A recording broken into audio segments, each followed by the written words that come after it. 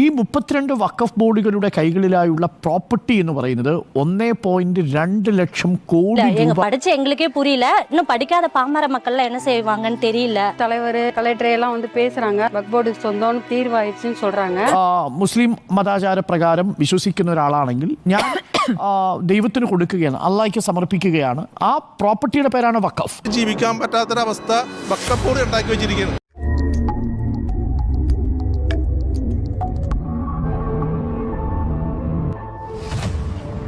പ്രിയമുള്ളവരെ, right wing ചാനലിന്റെ പുതിയൊരു എപ്പിസോഡിലേക്ക് ഏവർക്കും സ്വാഗതം. വളരെ നാളുകൾക്ക് ശേഷമാണ് നമ്മൾ കാണുന്നത്. ചെറിയ ശാരീരിക അസ്വസ്ഥതകൾ കൊണ്ട് എനിക്ക് വീഡിയോകളൊന്നും ചെയ്യാൻ സാധിച്ചിരുന്നില്ല.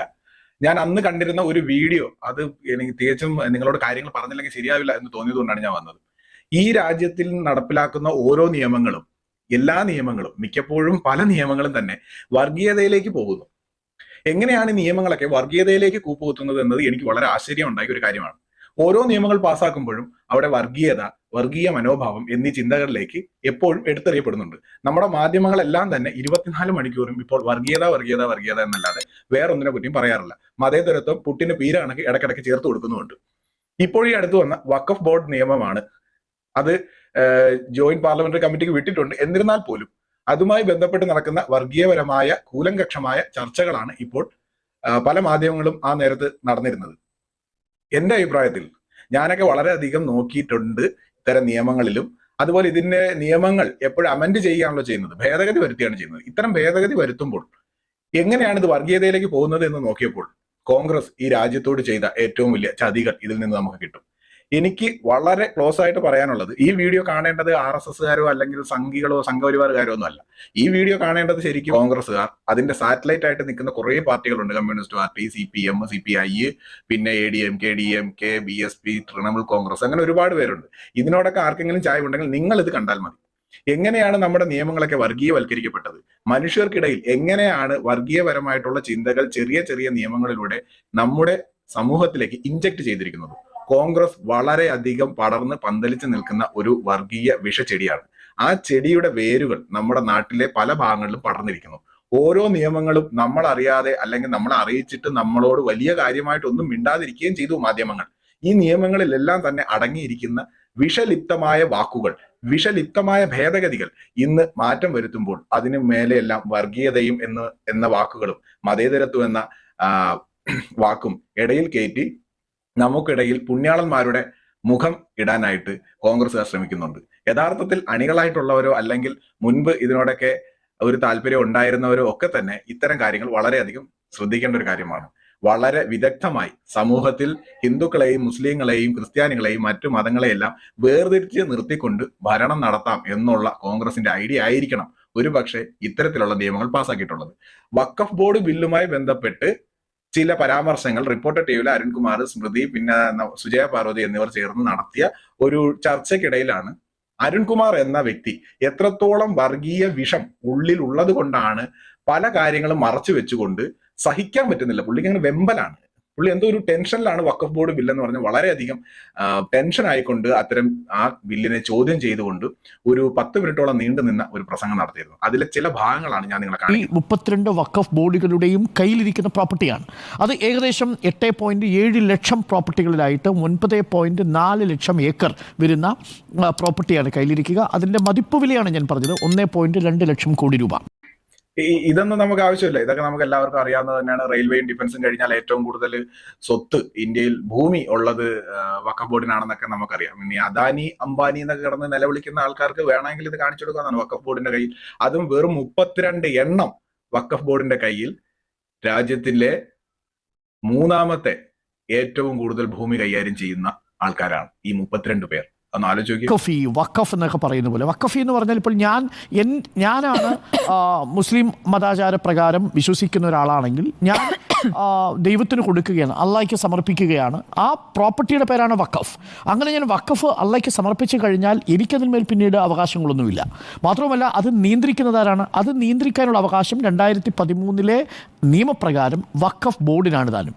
ആ വഖഫ് ബോർഡിനെ സുതാര്യമായി തെരഞ്ഞെടുപ്പിലൂടെയാണ് തീരുമാനിക്കുന്നത്. അദ്ദേഹം പറഞ്ഞത് കേട്ടല്ലോ, ഒരു ഇസ്ലാം മത വിശ്വാസി അയാൾക്ക് തന്റെ സ്വത്തുക്കൾ അള്ളാഹ്ക്ക് എഴുതി കൊടുക്കുന്നത് പോലെയാണ് വഖഫ് ബോർഡിന് എഴുതി കൊടുക്കുന്നത്. എഴുതി കൊടുത്തു കഴിഞ്ഞാൽ ഇതിലൊന്നും പിന്നെ അദ്ദേഹത്തിന് അവകാശമില്ലെന്നാണ്.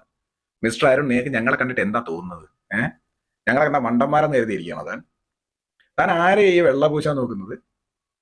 എടോ ഞാൻ കാണിച്ചു തരാം, ഈ வீடியோ. இந்த பிரச்சனை எவ்வளோ பெரிய பிரச்சனைங்கிறது எப்ப தெரிய வந்தது அப்படின்னா 2022 செப்டம்பர் மாசம். என்னுடைய சொந்த ஊர் வந்து திருச்செந்துறை. திருச்செந்துறைங்கிறது ஜியபுரத்துல வரக்கூடிய 3 அக்ரஹாரம், திருச்செந்துறை, அம்மங்குடி அண்ட் அரியலூர் 3 இருக்கு. இது வந்து திருச்சி கரூர் ரோட்ல இருக்கக்கூடிய ஒரு கிராமம். இந்த கிராமத்துல ஒருத்தர் போய் லேண்டை வந்து கிரயம் பண்றதுக்காக ரெஜிஸ்டர் ஆபீஸுக்கு போறாரு. அங்க சப் ரெஜிஸ்டர் ஆபீஸ் திருச்சியில் என்ன சொல்றாங்கன்னா, இந்த லேண்டை நீங்க விற்க முடியாதுங்க, இதை டிரான்சாக்ஷன் பண்ண முடியாது.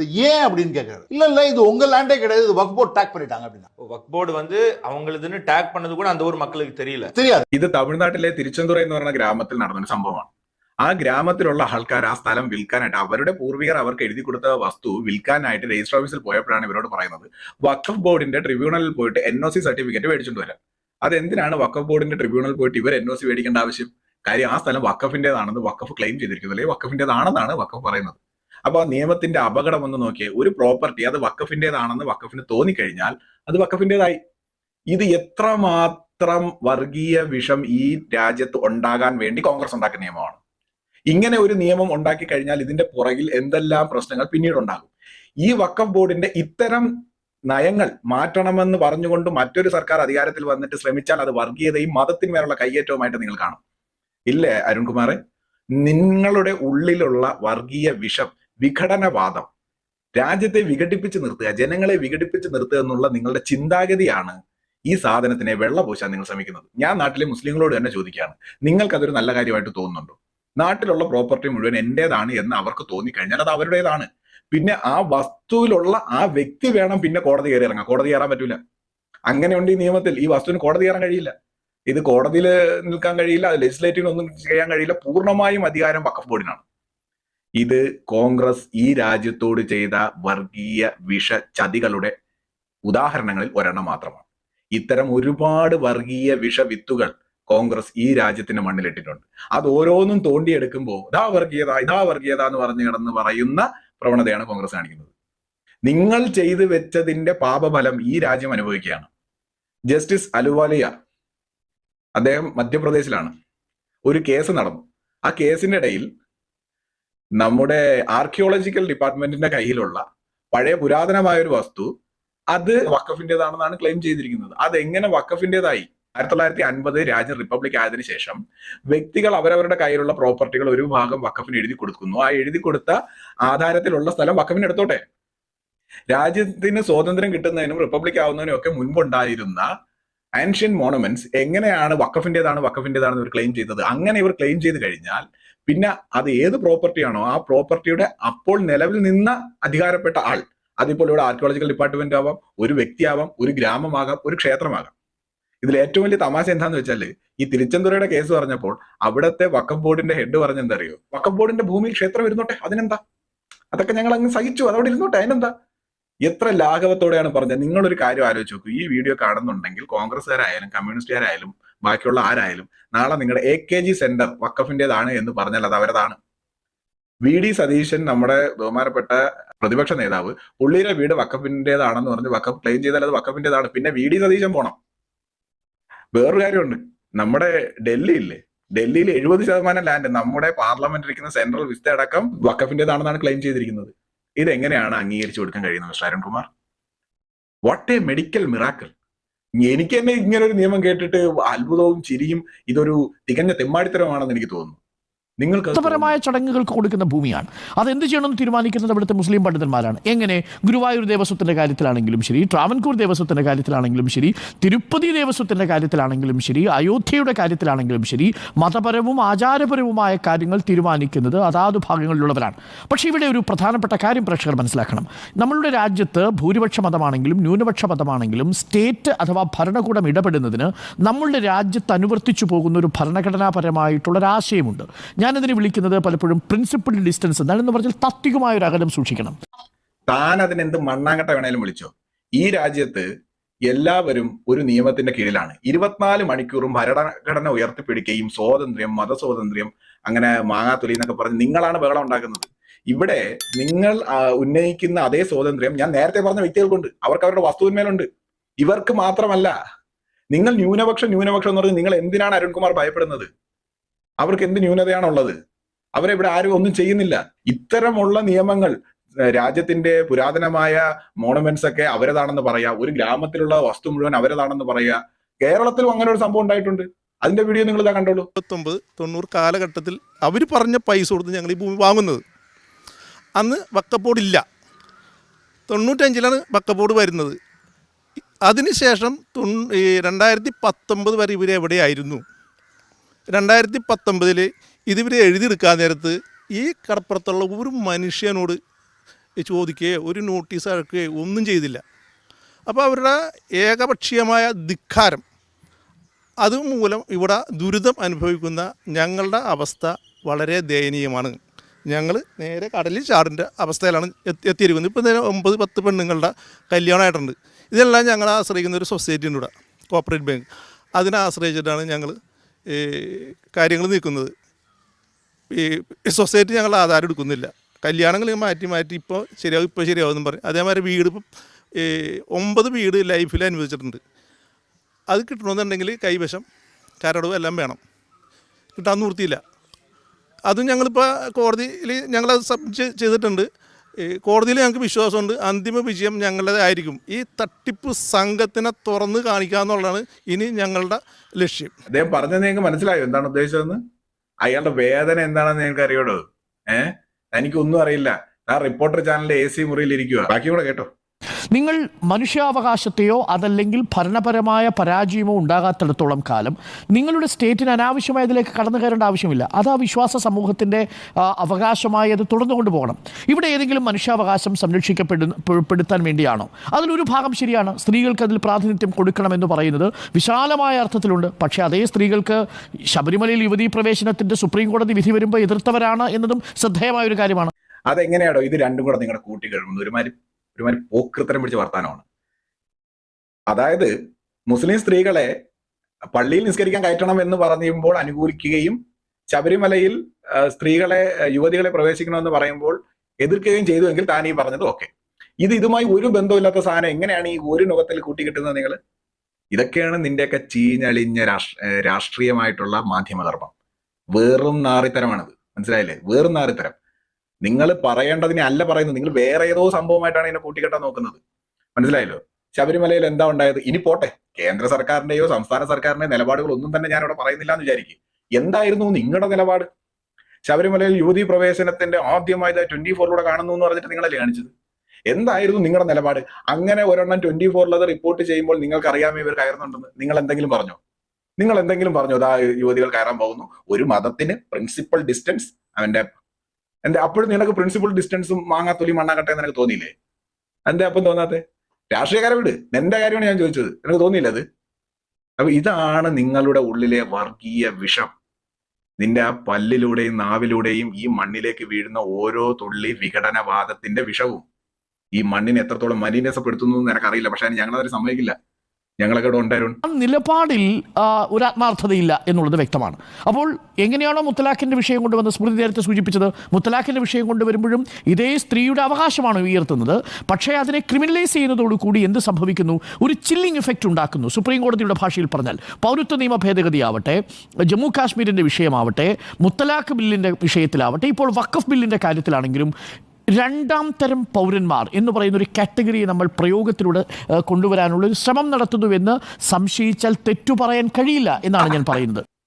വരുണേ, എന്തൊരു പ്രയോഗമാണോ ഈ രാജ്യത്തെ മുസ്ലിങ്ങളെല്ലാവരും കേൾക്കണം കേട്ടോ. എല്ലാ മുസ്ലിങ്ങളും കേൾക്കണം. ഈ രാജ്യത്തെ മുസ്ലിങ്ങൾ രണ്ടാംകിട പൗരന്മാരാണ്. എന്റെ അരുൺകുമാറെ, വാട്ട് എ മെഡിക്കൽ മിറാക്കിൾ. ലോകത്ത് എവിടെയെങ്കിലും ഒരു രണ്ടാംകിട പൗരന്മാരുടെ ഒരു മതപരമായിട്ടുള്ള ഒരു സംഘടനയോട് പറയുകയാണ്, ഈ രാജ്യത്തെ ഏത് പ്രോപ്പർട്ടി കണ്ട് നിങ്ങളുടേതാണെന്ന് തോന്നിയാൽ അത് നിങ്ങളത് എടുത്തോളാൻ. രണ്ടാംകിട പൗരന് കിട്ടിയതാ. അരുണേ, ഇങ്ങനെയാണെങ്കിൽ ഇവിടുത്തെ ഹിന്ദുക്കളെ രണ്ടാംകിട പൗരനായിട്ട് കണ്ടോ? ആ പാവങ്ങൾ ഇങ്ങനെ നടക്കുകയാണ്, കോടതികൾ തോറും ട്രിബ്യൂണൽ കയറുക. മനസ്സിലായില്ലേ? നിങ്ങൾ രണ്ടാംകിട പൗരനാക്കിക്കോ. എന്തിനായി ഒന്നാംകിട പൗരൻ? രണ്ടാംകിട പൗരന്മാർക്ക് കൊടുക്കുന്ന കാര്യങ്ങളൊക്കെ കേട്ടാൽ ഞാൻ ഞെട്ടിപ്പോയി. നമ്മൾ തൽക്കാലം ഇതിൽ തന്നെ നിൽക്കാം. പറഞ്ഞു നമ്മൾ വേറെ കയറിപ്പോയി. ഞാൻ ഇതിൽ തന്നെ നിൽക്കാം. നിങ്ങൾക്ക് ഈ ഇന്ത്യയിലെ ഒന്നാംകിട പൗരന്മാരെ കരച്ചിൽ കാണണം. നേരത്തെ കണ്ട വീഡിയോ ഒന്നുകൂടെ കണ്ടോ? வக்போர்டு வாரியத்திலிருந்து தடைமனு கொடுத்துருக்காங்க. அதனால நாங்க போய் ஒரு இடத்த நாங்க விற்க போகும்போது எங்க இடத்த விற்க முடியாது அது மாதிரி அவங்க சொன்னாங்க. என்னன்னு கேட்டாங்கன்னா வக்போர்டு வாரியத்துல போய் நீங்க அனுமதி வாங்கிட்டு வாங்க, இந்த இடத்த நீங்க விற்கலான்ட்டு அப்படின்னு சொன்னாங்க. ഈ രാജ്യത്തെ ഒന്നാം കിട പൗരൻ കരയാണ്, എന്റെ വസ്തു എനിക്ക് തരണം. ആരോടാ കരയുന്നത്? അരുണിന്റെ ഭാഷയെ പറഞ്ഞാൽ രണ്ടാം കിട പൗരനോട്. ഈ കിട ഉണ്ടല്ലോ, നീ പറഞ്ഞ ഒന്നാം കിട രണ്ടാം കിട, ഈ കിട മാറണം, എല്ലാരും ഒരുപോലെ ആകണം, അപ്പൊ ഞങ്ങൾ ഓക്കെയാണ്. അല്ല നീ പറഞ്ഞ മറ്റേ കിട ഇതിന്റെ ഇടയിൽ ഉണ്ടാക്കണ്ട. ഒന്നാം കിട പൗരന് രണ്ടാം കിട പൗരനും പോരും. അതിൽ ഏറ്റവും പ്രധാനപ്പെട്ട മാറ്റം എന്ന് പറയുന്നത് അതിൽ സെക്ഷൻ 40 ആണ്. സെക്ഷൻ 40 പ്രകാരം വഖഫ് ബോർഡിന് വഖഫുമായി ബന്ധപ്പെട്ടിരിക്കുന്ന പ്രഖ്യാപനത്തിനുള്ള അവകാശമുണ്ട് എന്നിരിക്കെ അത് കളക്ടറിലേക്ക് മാറ്റാൻ തീരുമാനിക്കുകയാണ്. അപ്പോൾ കളക്ടറാണ് ഇനി തീരുമാനിക്കുക. കളക്ടർ എന്ന് പറയുന്ന സ്റ്റേറ്റാണ്. ഈ കാലങ്ങളായി വഖഫ് ബോർഡുകളുടെയും മുസ്ലിം സമുദായ സംഘടനകളുടെയും വിമർശനം എന്ന് പറയുന്നത് പല പ്രോപ്പർട്ടിയും വഖഫിൻ്റെ പ്രോപ്പർട്ടി സ്റ്റേറ്റുമായിട്ടുള്ള കേസിൽ കുരുങ്ങിക്കിടക്കുകയാണ്. അപ്പോൾ സ്റ്റേറ്റ് ഒരു ഭാഗത്തും വഖഫ് ബോർഡ് മറ്റൊരു ഭാഗത്തുമായി നിൽക്കുമ്പോൾ സ്വാഭാവികമായും കളക്ടറാണ് അതിൻ്റെ അധികാരി വരുന്നതെങ്കിൽ അന്തിമ തീരുമാനം എടുക്കേണ്ടി വരുന്ന സാഹചര്യം വന്നാൽ അവർക്ക് നീതി ലഭിക്കില്ല എന്നതാണ് ഒരു പ്രധാനപ്പെട്ട ആരോപണം. മാത്രവുമല്ല, ഈ വഖഫ് കൗൺസിലിലുള്ള മുസ്ലിം പ്രാതിനിധ്യം എന്നുള്ളത് എന്തുകൊണ്ടാണ് ഒഴിവാക്കപ്പെടുന്നത്? നേരത്തെ സൂചിപ്പിച്ചതുപോലെ 2 പേർ ലോക്സഭയിൽ നിന്നും ഒരാൾ രാജ്യസഭയിൽ നിന്നും MP ആവണമെന്നും ഇവർ 3 പേരും മുസ്ലിം വിശ്വാസത്തിൽ ഉള്ളവരായിരിക്കണം എന്നുള്ളതുമാണ് നിലവിൽ 95-ലെ നിയമം പറയുന്നതും 64-ലെ നിയമം പറയുന്നതും. ഇതിൽ ഭേദഗതി വരുത്തി അവർ മുസ്ലിം ആയിരിക്കണം എന്നുള്ളത് മാറ്റുമ്പോഴാണ് KC വേണുഗോപാൽ ചോദിച്ചതുപോലെ മുസ്ലിം വിശ്വാസത്തിന് വേണ്ടി സമർപ്പിക്കപ്പെട്ടിരിക്കുന്ന ഭൂമിയുടെ ക്രയവിക്രയങ്ങളിൽ അമുസ്ലിങ്ങൾ അഭിപ്രായം പറയുന്നത് ശരിയാണോ എന്നൊരു പ്രധാനപ്പെട്ട ചോദ്യം അവിടെ ഉണ്ടാവും. അത് സ്വാഭാവികമാണ്. അവിടെയാണ് ദേവസ്വം ബോർഡിൻ്റെ വിഷയം ഉന്നയിക്കപ്പെടുന്നത്. അതൊരു പ്രധാനപ്പെട്ട വിഷയം. മുസ്ലിം പ്രാതിനിധ്യത്തെ ഉറപ്പാക്കുന്നില്ല. അതിവിടെ മാത്രമല്ല കേട്ടോ, ഈ ബോർഡിൻ്റെ CEO-യുടെ കാര്യത്തിലും സെക്ഷൻ 15-ലും ഇതേ പ്രകാരം ഒരു പ്രൊവിഷൻ ഉണ്ട്.